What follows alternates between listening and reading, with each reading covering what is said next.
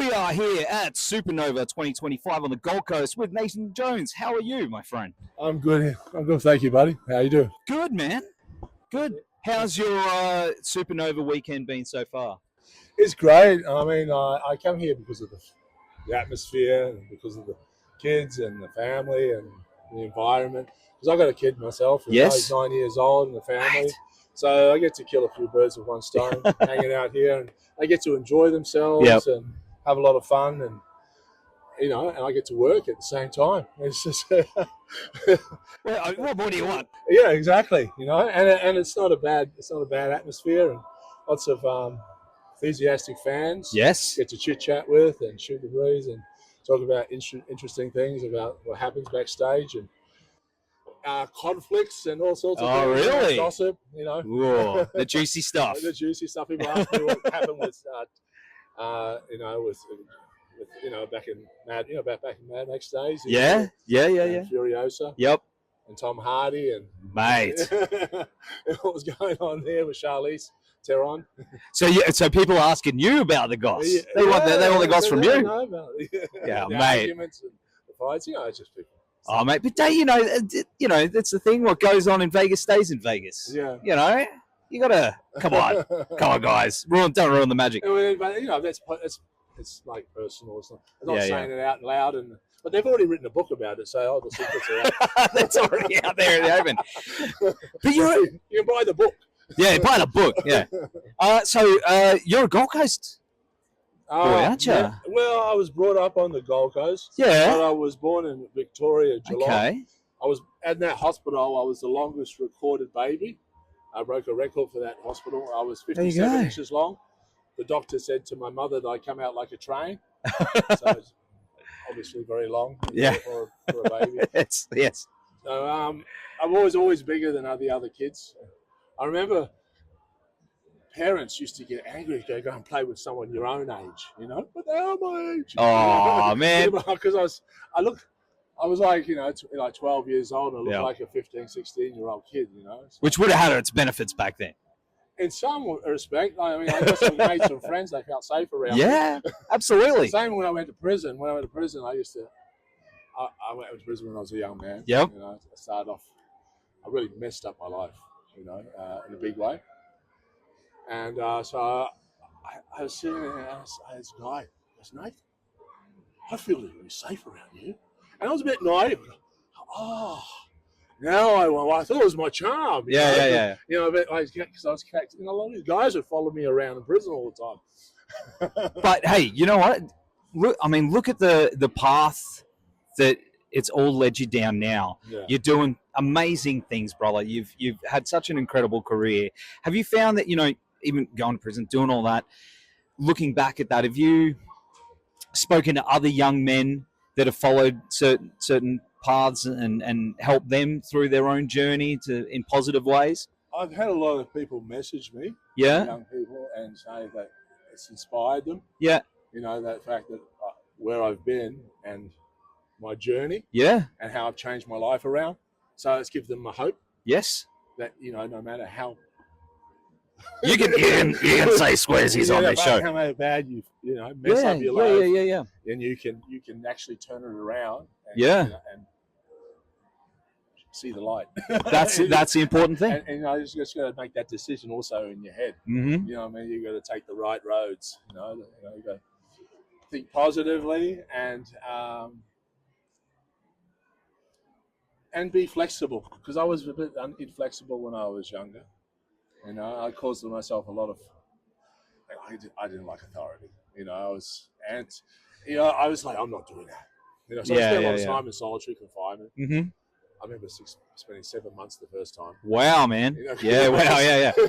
I was very stubborn. And it was in solitary back then. Yeah. In prison. Back then it was prison. Yes, yeah. There was no bedding. It was just concrete. Wow, man. And though they had no toilets, they had a shit tin. Wow. And you shit in, and they gave you a roll of toilet paper, and I used to use that as a pillow. Because the whole idea was to be in solitary to make it as uncomfortable as possible. Yeah. Isolate you so you got no stimulation. And there was a Bible. It was the Old Testament. Mm. That was heavy reading. It's a big book. A very angry Yeah. God. He must have went through rehabilitation like I did, because I noticed in the New Testament he's a little chilled out. He's a little chilled Yeah. out. Now, so because I had to do anger management class too. So What year was that? What? I went probably in the late 80s. Okay. And I got out. I went in when I was about 18. Yep. Yeah, and I got out when I was about my 26. So I was on work release. Yep. You know, I got 16 years. I committed 8 armed robberies in 6 weeks. But it wasn't for money. It wasn't anything like that. It was.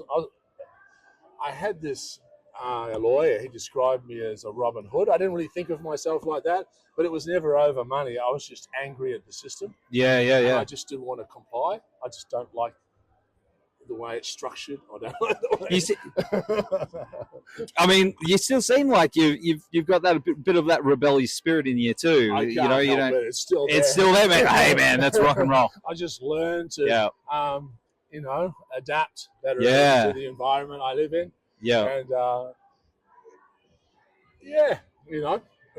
I agree. You got to bite back at the system a little bit, man. You got to give it a little resistance. Yeah, man, or they run over you. But you can't let it break you. No, that's right. And that's where we're at right now. But that's a whole other conversation.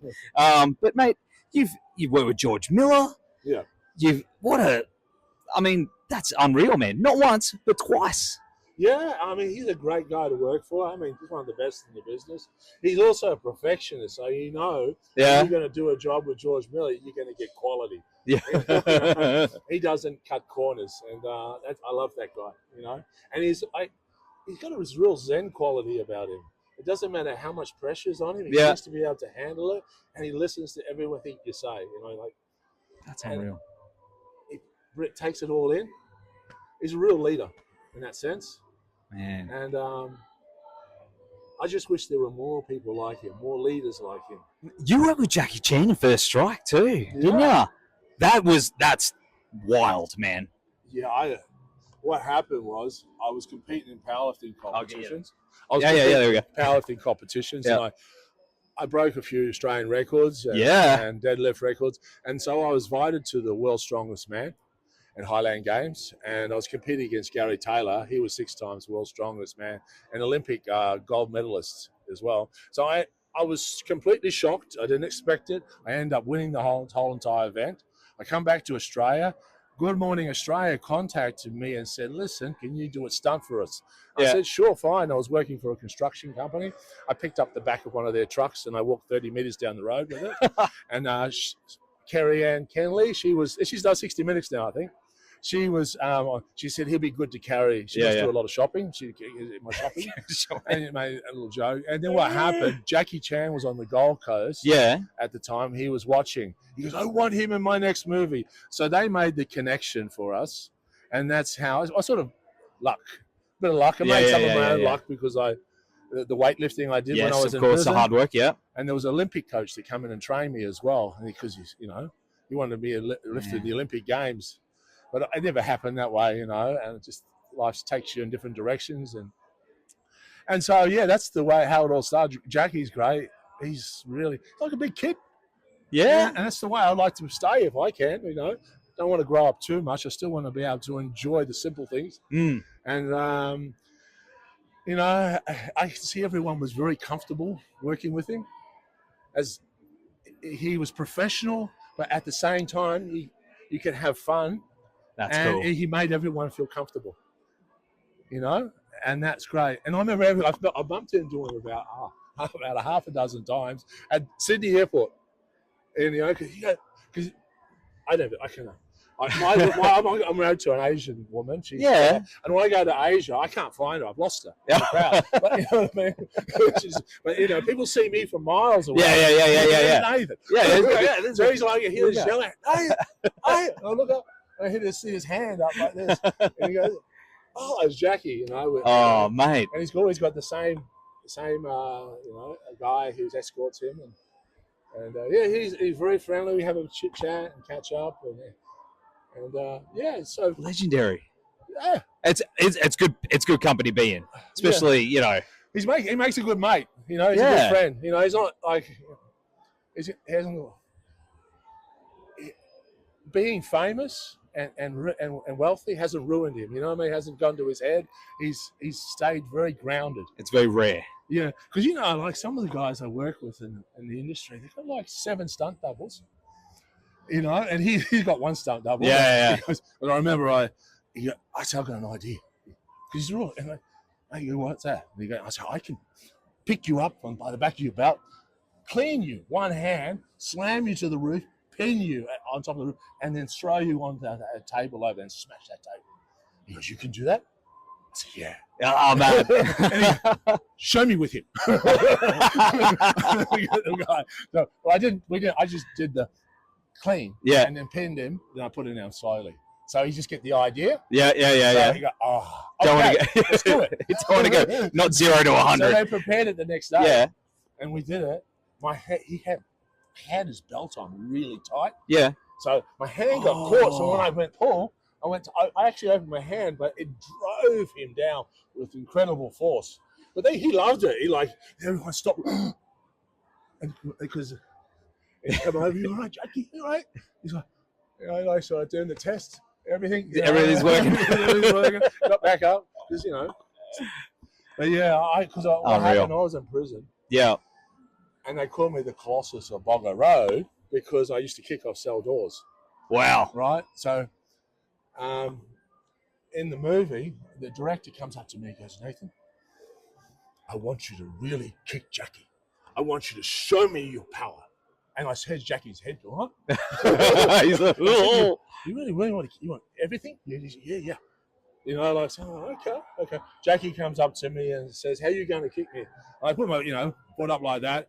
And he goes, good, because I want to spread the impact. Yep. Because he's wearing a chest shield, Oh, true. Yeah. So that's... Because he doesn't want me to point my toe or heel, and so... I would tickle. 17 foot, so it helps spread the impact. Boom. Yeah. You get an idea. Yeah, mine's my Kmart shoes. End up kicking him across the room. So you know how they usually put a rope in the back? Yeah, to pull the They need to do that. So. Mate, he just went for it. But he would have had some padding. Yeah, he had a padding and a kick shield. Yeah. But on the other side.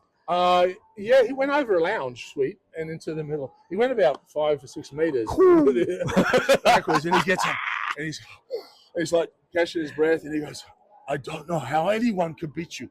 You're just too big. Oh, man. That's awesome. How good is that? Yeah, I mean, we had lots of fun, and I've seen a lot of life. Roller coaster ride. You've done some incredible stuff, mate. Like from wrestling to the movies to the martial arts stuff. It is really inspiring for a lot of people, mate. Yeah, you've got to look back on that and be proud and stoked. And you're not even done yet, bro. You're still going. You're still doing amazing work. Yeah, we'll see what happens. Yeah. Well, what's next? I don't know. I mean, I just roll with the punches. Yeah, they're funny. But there's something going on in Perth called Neverland, Australian adaptation of Peter Pan. Oh, wow, okay. That could be. I play a pirate, and then there's another Athos in Germany. It's a sci-fi, a genetically engineered. It's not really an alien. It's a human. It's a human that's been modified so much it's almost alien. Yeah. Just as a slave race. Okay. Right. So they've been engineered to, because it's in like 1,000 years in the future, and they're like for mining purposes, like for sustain, like handle radiation, handle like limited atmosphere. That sounds cool. Low oxygen environments, and and heavy gravity planets. So they're really built tough. And I think there's like a rebellion there happening. So you film that? We have a film there. Yeah, it's happening in October, November, awesome. December. So I'll be going there to, get measured up, and they'll do a cast all over me and check my data, and then slowly evolve and do fittings. Like the fitting process. Yeah. Do you enjoy that? Because some people don't. They have to get up there at like 2 a.m, 4 a.m, and the monster makeup stuff. I had a really, really bad experience in Africa. Okay. South Africa, where they took my mold, the cast from Mad Max Fury Road. Yeah. And the same company used it for the Scorpion King, Book of Souls. Yes. and I was really lean. But now I bulked up a little bit. I was about 10 kilos heavier. So when they made the cast for my body, and I told them I put a bit of weight on, they also made it really thick and over-engineered it. So I could barely get it on my legs. Oh, man. It was pushing all the blood up into my head and on my arms and up on really tight. So they had to have straps because it wouldn't stay on. Oh, wow. I remember the straps were digging in. They had bruises. Yeah. It was so tight. And I had this massive headache while I was acting. And I remember sitting down because it was like 40 degrees heat. And there was no cooling suit. Oh, no, dude. And I sat down and there was a pool of water around me. After about 5 minutes, I just kept on gulping down liters after liter after liter.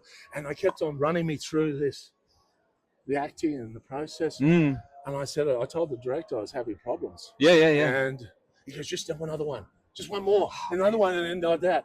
And I don't know, somewhere I lost it. I just couldn't. I was just functioning through muscle memory or something. Yeah. Because I've already gone through it in my head, the rehearsals. And I will lose the ability to make decisions for myself. And then that night I was pissing blood. Oh, dude. And then I said, I need to go to the hospital because the doctor said you should go to the hospital immediately. Yeah. You're pissing blood. There's lots of blood in your urine. And what happened when they took the cowl off? Yeah. My veins on my head were as thick as my finger. No shit. All just covered, massive, everything. Because what happened? All the blood escaped my head. Oh, it was man. they couldn't get into my legs. So and on my arms, so all the blood. Not massive body. Forced up into my head. Oh, man. So what happened? Because of the heat. I had to ride this horse. That they wanted to get a horse big enough, so they got a Clydesdale, but no one's hardly ever ridden this thing. It was trying to buck me off, and they congratulated me because I stayed on it because no one's about to ride it before. And then because they needed it for the insurance. Yes. So then they decided I go to the hospital after that. So I ended up going to the hospital, and he's looking at my creatine levels. He goes, "Your creatine levels, they're at 17,000. I've never seen levels that big. I didn't think it was possible." He goes, we had a guy in here with his creatine was 3,000. He had to have his kidneys replaced. He's going on, go on dialysis. Wow, man. And he ended up passing away. Right. So I'm thinking, he goes, "What the hell were they doing to you?" And I told him, they must have been putting you through hell. I said, "They were." I was like, "They were." Oh, dude, that's wild. and he goes, and then what happened? They're supposed to be around about 100, not 17,000. Man, yeah, that's a little high. Yeah. So it took. Was there much recovery after that? I thought I was going to be on dialysis. It's scary. I spent a week. My creatine levels were still up really high, and then I went back to work. I got done. We got through it. They got the calling system.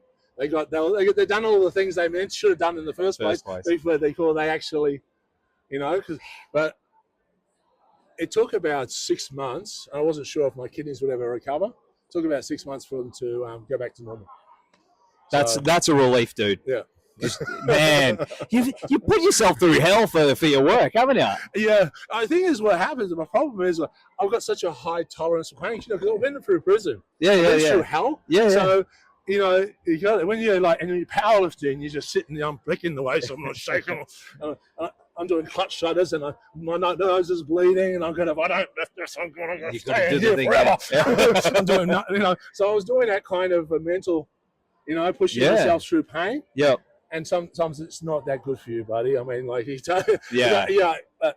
mental conditioning to handle stress. Yes. And situations when you're inside, and the things you wouldn't normally have to deal with in real. It's. I guess it's built some resilience. Yes, yeah. But and then again, it's also hard on the body, I don't know how you I don't know how you do it, mate. I'm trying. I'm starting my gym journey, and I see some of the dudes in there that lift crazy stuff, and and here's me, my little tiny little corner with the little stuff. I'll get there. That's my goals. The next time I'll see you, I'll be a little bit bigger. Yeah, I remember every time I go out because they let me out for day leave. Yeah. And because they'd see me, and because I was so big, they you guys watch me have a piss, right? Everyone doing a piss test for the drug test. Yeah. and he's like this. Like they're watching, I go, okay. And like, and then the guy, he's doing the tab with, I'm in prison, I'm maximum security prison. He goes, oh, this is a good sample. I'm like, because he's testing the quality of it. Yeah, yeah. And always come back now. Oh, I'm in prison. I'm going to be, because they're testing me out of everyone. I'm the one in prison. Yeah. And because I was breaking records. Yeah. But the thing is, you can actually get there. It was just blood, sweat, and tears. That's what I mean? Just train really hard. Yeah. And what really helped me is that Olympic coach, because he brought me all these education and books about the scientific methods of training. And like I was just doing a 1 meter standing jump after he taught me all this plyometrics and muscle fiber recruiting, got me into the science of it. I was doing a 3 meter standing jump, because my muscles were working as a team. It's something you teach the muscle. Anyone can learn it. It's like a Bruce Lee's 3-inch punch. Yeah. Like he can go like that and then bam, and generate a huge amount of power, like he's just wound it up from, and knock someone flying, because it's accelerating to full speed at takeoff. Instead of, using the needed momentum over generating over distance. Yep. So you can do the same thing, because the fastest athlete in the world is the Olympic lifter. Yeah, he can generate full speed at takeoff, as it might take a sprinter take about 10 meters to get that maximum speed. Yeah, it's just science, but sorry. No, I love it. But, what's your advice for young fellas out there and ladies as well who, that want to start their journey into acting or wrestling or anything like that? What's one thing you would say to them to give them a little bit of inspiration? I think know yourself. Yeah. Understand yourself. Understand human nature. Understand humanity, and because it's important to know who you are, and so you can modify your own behavior and see other people and understand them as well, and empathy. Yeah, because you need empathy to be a good actor too. Yeah, some people can just simulate it, but I mean, it's good to all these things. Be well rounded, Be well rounded. Do a little bit of everything, Try a little bit of stunt practice, Go join a stunt school. There's one on the Gold Coast. Yeah, I mean, it's probably a little like a hedge your bets. Yeah. Education. Yes. Don't put all your eggs in one basket, because look for make sure you got other things to that you can fall back on. Yeah.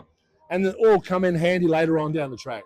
All plays in, hey? Yeah, exactly. Yeah, absolutely. Mate, it's been an absolute pleasure hanging out with you. Thank you so much for taking the time. No worries. Mate, you are a legend. We are here, Supanova 2025 Gold Coast. We'll have all the links down here. Nathan Jones, legend. We'll see you soon. See you guys.